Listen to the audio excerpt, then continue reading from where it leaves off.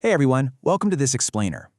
Ever wonder why certain people and organizations totally defy all the odds to achieve massive, widespread inspiration, while others just kind of fall flat? Well, today we are unpacking a really fascinating concept that explains exactly why that happens. We're going to break down the literal biology and the strategy behind true inspiration. Section 1. The Mystery of Inspiration. Okay, let's kick things off by looking at a few historical anomalies that honestly just don't make sense on paper. We usually assume success comes from having the deepest pockets or the absolute best talent, right? But history completely shatters that assumption. Take a modern example. Why is Apple so consistently innovative? Year after year, they just out-innovate everybody. But fundamentally, they're literally just a computer company. They have the exact same access to the same talent, the same ad agencies, and the same media as everyone else in the game. Structurally, nothing distinguishes them from the competition, yet they possess something totally different. Or think about the social sphere. Why did Martin Luther King lead the civil rights movement? I mean, he certainly wasn't the only man who suffered in pre-civil rights America. And he actually wasn't the only great orator of his time either. There were plenty of other voices out there. So why him? Why was he the one who rallied hundreds of thousands of people? And what about the quest for human flight? Why did the Wright brothers achieve controlled, powered flight first? There were far better qualified, phenomenally better funded teams working on this exact same problem at the exact same time. The Wright brothers, no college education, and they funded the whole shebang with proceeds from a bicycle shop. But Orville and Wilbur beat everyone else to the sky. No way, right? But they did. Section 2.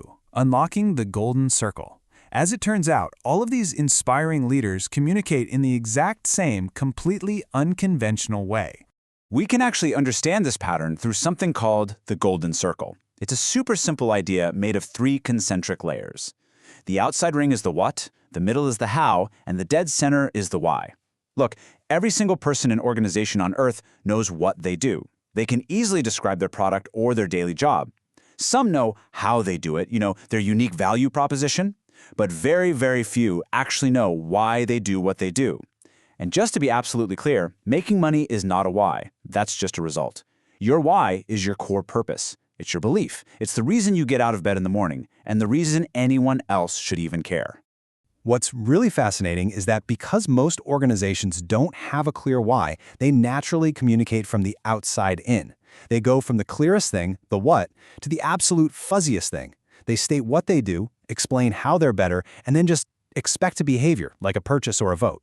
I mean, it's perfectly logical, but it is entirely uninspiring. This perfectly illustrates our Apple example. If Apple communicated outside in like everyone else, their pitch would sound like this. We make great computers. They're beautifully designed, simple to use. Want to buy one? And your reaction is probably just, meh. But Apple actually communicates from the inside out. They say, everything we do, we believe in challenging the status quo. We believe in thinking differently. The way we challenge the status quo is by making our products beautifully designed and super user-friendly. We just happen to make great computers. Want to buy one? See that? By just flipping the order and going from why to what, you completely change the listener's readiness to buy. It's a total game changer.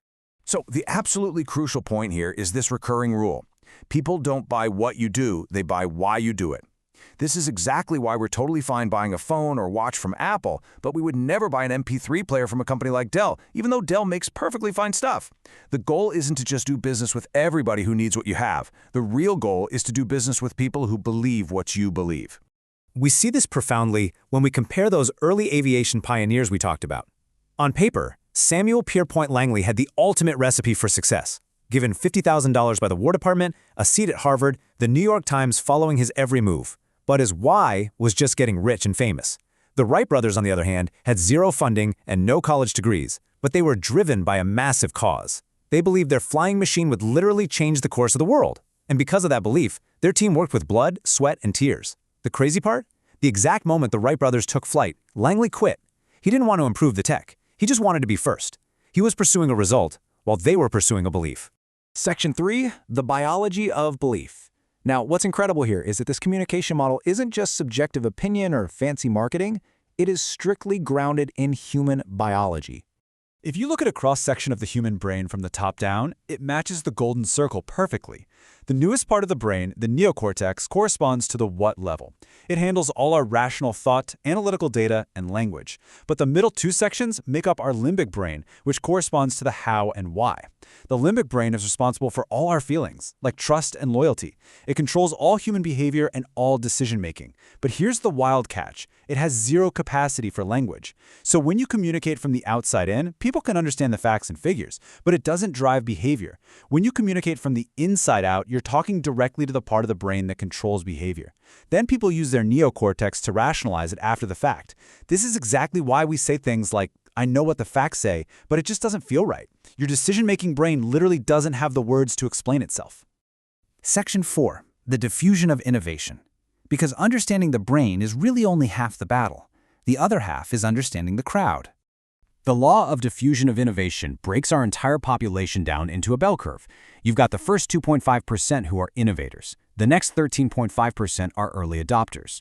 Then the early majority at 34%, the late majority at 34%, and finally the laggards at 16%. You know the laggards. They're the folks who only buy touch-tone phones because rotary phones literally aren't sold anymore. Now, this law tells us something critical. The early majority will not try something until somebody else has tried it first. The innovators and early adopters, though, they're totally comfortable making those intuitive gut decisions based on what they believe. So if you want mass market success or widespread acceptance of an idea, you can't have it until you hit a very specific tipping point of market penetration, which sits right between 15 and 18%. You absolutely have to capture those innovators and early adopters to bridge the gap, to cross that chasm into the majority. Look at what happens when you ignore this. TiVo is a famous commercial failure, even though they had a fundamentally incredible product, fantastic funding, and great market conditions. Why? Because they pitched the what. They came out and said, we have a product that pauses live TV, skips commercials, rewinds live TV, and memorizes your viewing habits. And the cynical majority responded, we don't believe you, we don't need it, and honestly, you're scaring us. But imagine if they had pitched their why. Imagine if they said, if you're the kind of person who likes total control over every aspect of your life, boy, do we have a product for you. It pauses live TV, skips commercials. By starting with the why, they would have instantly connected with the early adopters who share that exact belief. Let's bring this back to that core mantra again. People don't buy what you do, they buy why you do it. And what you do simply proves what you believe. Think about the people who stood in line for 6 hours to buy the very first iPhone. They could have just waited a week and walked into a store to buy one off the shelf. But they didn't do it because the technology was so mind-blowing. They did it for themselves. They did it to prove what they believed about the world and how they wanted everyone to see them. They wanted to be first. Section 5. Leaders versus those who lead. This perfectly sets up the profound difference between just holding authority and genuinely inspiring action.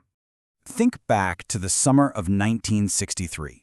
250,000 people showed up on the Mall in Washington, D.C. to hear Dr. Martin Luther King Jr. speak. I mean, stop and really think about that for a second. There were no digital invitations, no email blasts, no websites to check the date. So how in the world do you organize 250,000 people to show up on the exact right day at the right time in a pre-digital world? He achieved this because he didn't go around telling people what needed to change in America. He didn't lead with the what. Instead, he went around and told people what he believed. He simply said, I believe, I believe, I believe. And the people who believed what he believed took his cause, made it their own, and told others. It spread like wildfire. When we look at why that massive crowd showed up, the reality is 0 people showed up for him. They showed up for themselves. They took an 8-hour bus ride and stood in the blazing August sun because of what they believed about America. And this wasn't just a segregated cause. 25% of that audience was white, all united by a shared belief. And it's honestly brilliantly funny but entirely true that Dr. King gave the I have a dream speech, not the I have a comprehensive 12-point plan speech. Because plans, facts, and figures, those speak to the neocortex. Dreams speak to the limbic brain. Plans do not inspire people. This brings us to a really powerful realization.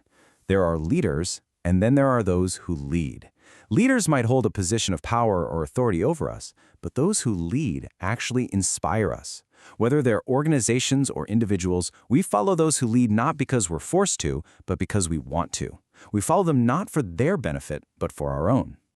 So as we wrap up this explainer, I want to leave you with a challenge. Think about your own life. Whether you're running a business, managing a team, or just navigating your career, Are you constantly pushing your what, or do you truly know your why? And are you ready to use it to inspire those around you? Because at the end of the day, those who start with why are the ones who truly change the world. Thanks for hanging out with me, and keep leading from the inside out.